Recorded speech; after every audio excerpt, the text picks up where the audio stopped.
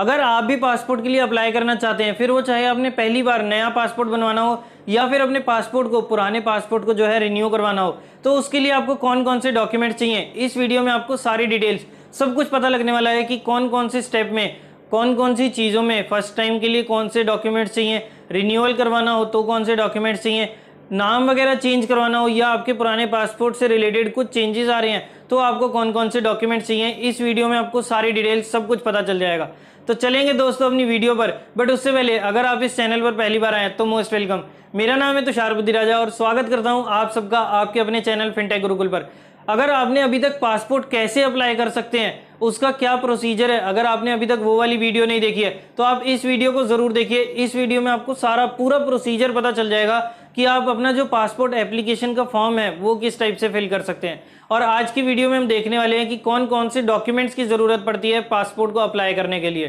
तो चलिए दोस्तों, बिना किसी देरी के सीधा चलते हैं अपनी वीडियो पर और देखते हैं कौन कौन से डॉक्यूमेंट्स किस किस टाइप के लिए चाहिए होते हैं।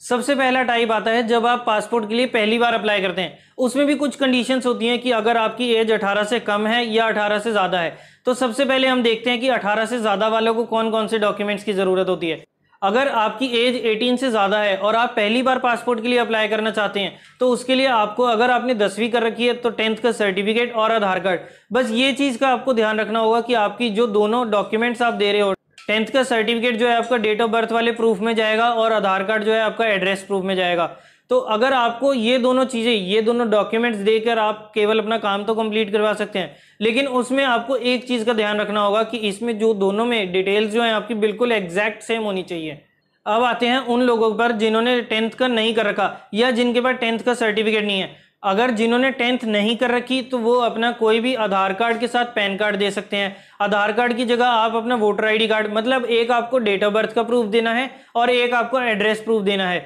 तो इन दोनों डॉक्यूमेंट्स के साथ आपका जो है पासपोर्ट पूरा तरीके से अप्लाई हो जाएगा। अब जिनके पास 10th का सर्टिफिकेट नहीं है लेकिन उन्होंने क्वालिफिकेशन उनकी ग्रेजुएशन या पोस्ट ग्रेजुएशन तक है, तो वो अपनी कोई भी हायर एजुकेशन का सर्टिफिकेट दे सकते हैं और उसके साथ अपना पैन कार्ड और आधार कार्ड। अगर आपके आधार कार्ड में डेट ऑफ बर्थ है तो केवल वही काम कर जाएगा, बट अगर आपका डेट ऑफ बर्थ नहीं है तो उसके साथ आपको एक एडिशनल डॉक्यूमेंट, पैन कार्ड या फिर ड्राइविंग लाइसेंस आपको कुछ देना होगा। बाकी जो पूरी डिटेल्स है कौन कौन से डॉक्यूमेंट्स के लिए आपका ज़रूरत पड़ती है, प्रूफ ऑफ एड्रेस में और डेट ऑफ बर्थ के प्रूफ में आपको कौन कौन से डॉक्यूमेंट्स चाहिए, तो इन सब के बारे में जब आप पासपोर्ट अप्लाई करेंगे ना तो उसमें आपको पता चल जाएगा। उसमें पूरी एक लिस्ट आ जाएगी कि आप जो है कौन कौन से डॉक्यूमेंट्स जो है अपने साथ कैरी कर सकते हैं। अब आते हैं उन लोगों पर जिनकी एज जो है 18 से कम है। मान लीजिए आपका बच्चा जो है न्यू बॉर्न है या फिर न्यू बॉर्न से लेकर 1 महीने 2 महीने से लेकर आपकी 18 की एज तक, जब तक भी आपका पासपोर्ट के लिए आप अप्लाई कर रहे हैं ना, तो आपको एक चीज़ का ध्यान रखना होगा कि उसमें आपका जो है पेरेंट्स का कंसेंट ज़रूरी है।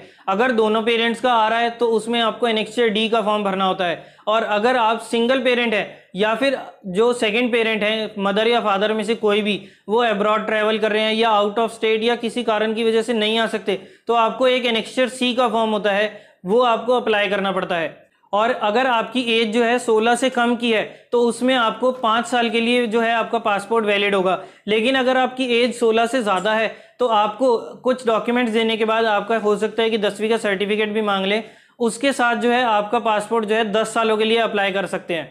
अब मैं इतने इंपॉर्टेंस 10वीं के सर्टिफिकेट पर क्यों दे रहा हूँ, क्योंकि 10वीं का सर्टिफिकेट आपका डबल पर्पस काम करता है। एक तो वो डेट ऑफ बर्थ के प्रूफ में आता है, उसके अलावा वो आपका एक एजुकेशन प्रूफ में भी आता है। अगर आपकी एज 18 से, यानी कि या कहें हम 16 से लेकर अगर 55 की एज तक है तो आपका जो है पासपोर्ट ECR या ECNR में अप्लाई हो सकता है। ECR उन लोगों को मिलता है जिनके पास ग्रेजुएशन का सर्टिफिकेट नहीं होता, या ECNR के लिए वो लोग अप्लाई कर सकते हैं जिन्होंने 10th एंड अबव की क्वालिफिकेशन ले रखी हो। तो उन लोगों को जो है इमिग्रेशन चेक नॉट रिक्वायर्ड वाला पासपोर्ट अप्लाई होता है। लेकिन जिनके पास एजुकेशन नहीं होती 10th तक की, तो उनको जो है इमिग्रेशन चेक रिक्वायर्ड यानी कि ECR वाली कैटेगरी में उनका पासपोर्ट बनता है। अब 55 के बाद जो है, फिर चाहे आपने ग्रेजुएशन या 10th कर रखी हो या ना कर रखी हो, आपका पासपोर्ट जो है 55 के बाद ऑटोमेटिकली जो है ECNR वाली कैटेगरी में बन जाता है। अब पासपोर्ट के लिए जो है हम ऑनलाइन अप्लाई कर सकते हैं और उसका क्या प्रोसीजर होता है, पूरा प्रोसीजर जो है मैंने आपके साथ इस वीडियो में शेयर किया था। तो अगर आपको प्रोसीजर में कोई भी दिक्कत या कोई भी कंफ्यूजन आती है तो आप इस वीडियो को जरूर देखिए, और अगर फिर भी कोई दिक्कत रह जाती है तो आप नीचे कमेंट सेक्शन में अपने क्वेश्चंस जो है, अपनी क्वेरीज जो है पूछ सकते हैं। और इस चीज़ का आपको खास ध्यान रखना होगा कि जितने भी आप डॉक्यूमेंट्स हैं, जो भी आप डॉक्यूमेंट्स लेकर जा रहे हैं, फिर वो चाहे 10th का सर्टिफिकेट हो, 12वीं का सर्टिफिकेट हो, आपकी कोई भी हायर एजुकेशन का सर्टिफिकेट हो, Aadhaar card, PAN card, voter ID card, driving licence, ये जो भी आप डॉक्यूमेंट लेकर जा रहे हैं ना, उनका ओरिजिनल के साथ साथ आपको फोटोकॉपीज भी जरूर रखनी है। आप एक एक एक्स्ट्रा कॉपी जरूर रखिए, क्या पता वहां पर कौन सी चीज कब मांगी जाए। तो इसीलिए आपके पास जो है अपने प्रॉपर डॉक्यूमेंट्स कंप्लीट होने चाहिए। उसके अलावा ये भी चीज़ का आपको ध्यान रखना है कि आप जब अपना पासपोर्ट अप्लाई कर देते हैं, आप एक बार पासपोर्ट एप्लीकेशन की फीस भर देते हैं, तो उसके बाद आप उसी सेम फीस पर साल में 3 अपॉइंटमेंट ले सकते हैं। 1 साल की वैलिडिटी या फिर 3 अपॉइंटमेंट, जो भी आपकी पहले खत्म हो जाएगी तो उसके बाद जो है आपकी पासपोर्ट की वो वाली एप्लीकेशन की जो वैलिडिटी है वो खत्म हो जाएगी, तो उसके बाद आपको दोबारा से री अप्लाई करना पड़ेगा। बट अगर आपकी पासपोर्ट एप्लीकेशन जो है वो होल्ड पे चली जाती है, कोई दिक्कत आ जाती है, तो वहां पर ना हमारी पासपोर्ट की एप्लीकेशन जो है वो होल्ड हो जाती है। तो अगर आपकी पासपोर्ट एप्लीकेशन होल्ड पे हो जाती है तो वो वहीं से आपको एक नेक्स्ट डेट मिल जाएगी, नहीं तो आप उसे रीशेड्यूल करने के बाद वही अपना पासपोर्ट में जो आपने फीस पेमेंट कर रखी है उसी में वो 3 अपॉइंटमेंट जो है उसमें एडजस्ट हो जाती है। तो ये तो होगी फ्रेश इशू में बात। अब बात करते हैं किसी का पुराना पासपोर्ट हो और उसने रिन्यू करवाना हो। तो सबसे पहले तो आपको ये ध्यान रखना है कि कभी भी आपने पासपोर्ट के लिए रिन्यू करवाना है या कहीं री इशू करवाना है अपना पासपोर्ट, तो उसमें आपको हमेशा जो है री इशू ऑफ पासपोर्ट का एक ऑप्शन आएगा जब भी आप पासपोर्ट के अप्लाई कर रहे होंगे ऑनलाइन। तो उसमें आपको री इशू वाले पासपोर्ट कैटेगरी में ही अप्लाई करना है, आपको फ्रेश पासपोर्ट में अप्लाई नहीं करना। इसके बारे में मैंने आपको इस वीडियो में भी बताया था कि क्योंकि आपने पहले पासपोर्ट के लिए अप्लाई कर रखा है, तो इसलिए अगर आप फ्रेश इशू में दोबारा अप्लाई करते हैं तो वहां पर आगे जाकर आपकी डिटेल्स नजर आ जाएंगी और आपको काफी भारी पेनल्टी भी पड़ सकती है। तो इसीलिए अगर आप इस पेनल्टी से बचना चाहते हैं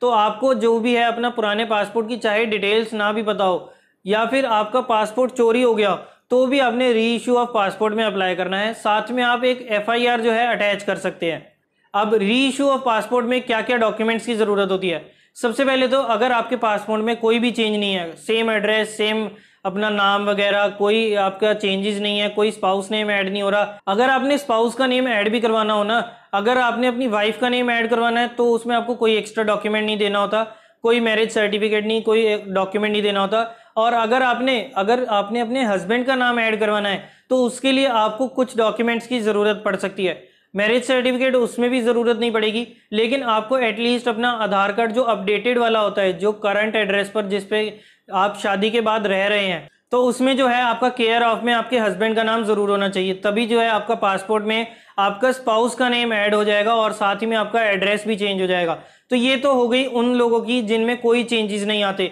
या फिर केवल स्पाउस नेम का एडिशन होता है। अच्छा, इसमें आपको और डॉक्यूमेंट्स क्या चाहिए, एक तो अपना पुराना पासपोर्ट ओरिजिनल प्लस फोटोकॉपी, और उसके अलावा आप अपना एक करंट एड्रेस का प्रूफ लेकर जरूर कैरी करके चलिए, क्योंकि हो सकता है कि पासपोर्ट ऑफिस में आपसे चाहे कुछ ना भी मांगे बट एक एडिशनल अपना एड्रेस प्रूफ जरूर लेकर चलिए, क्योंकि हो सकता है कि किसी पासपोर्ट ऑफिस में आपसे कोई एड्रेस प्रूफ एक एक्स्ट्रा डॉक्यूमेंट जरूर मांगा जाता है। अब बात करते हैं उन लोगों के बारे में जिन्होंने पासपोर्ट री इशू करवाना है, यानी कि कहीं रिन्यू करवाना है, लेकिन उनमें कोई नाम के चेंजेस आ रहे हैं, चाहे वो उनके नाम में हो, चाहे उनके फादर के, मदर के, स्पाउस के नाम में हो। तो उसके लिए आपको क्या करना होगा, मान लीजिए आपका नाम पहले नीरज था, NEERAJ,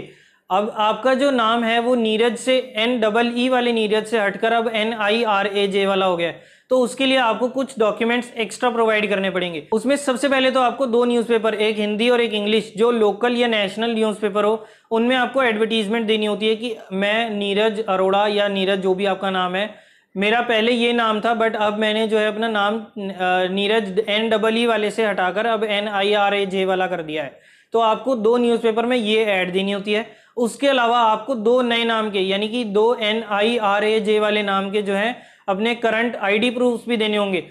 फिर वो चाहे आपका आधार कार्ड हो, पैन कार्ड हो, ड्राइविंग लाइसेंस हो, आपकी बैंक पासबुक हो, कोई आपके नाम पर कोई बिल या फिर टेलीफोन बिल, इलेक्ट्रिसिटी बिल या कोई भी किसी भी टाइप का प्रूफ जो है आप दे सकते हैं। अब कुछ चार्जेस की बात करें तो जब भी आप फ्रेश इशू में अप्लाई करते हैं, यानी कि जब भी आप पासपोर्ट के लिए फर्स्ट टाइम अप्लाई करते हैं, तो उसमें आपकी फीस जो है 1500 रुपये लगती है नॉर्मल कैटेगरी में। तत्काल कैटेगरी में आपकी फीस थोड़ी ज़्यादा हो सकती है, और ये भी नॉर्मल बुकलेट का है, साइज़ है 36 पेजेस की। 60 पेजेस में आई थिंक 500 रुपीज़ ज़्यादा लगते हैं। उसके अलावा अगर आपने पासपोर्ट का री इशू करवाना है तो आपको एक्सपायरी से 1 साल पहले से लेकर आप कभी भी पासपोर्ट के लिए री इशू करवा सकते हैं। बस ये ध्यान रखना है कि 1 साल से पहले, यानी कि पासपोर्ट मान लीजिए सितंबर 2022 में खत्म हो रहा है, तो आप सितंबर 2021 से पहले नए पासपोर्ट के लिए दोबारा अप्लाई नहीं कर सकते, अनटिल एंड अनलेस अगर आपके पासपोर्ट में कोई चेंजेस नहीं है तो। अब हम बात करें तत्काल में अप्लाई करने की, तो सबसे पहले तो तत्काल में आपको वही सेम प्रोसीजर है, उसी टाइप से आपको ऑनलाइन फॉर्म भरना है।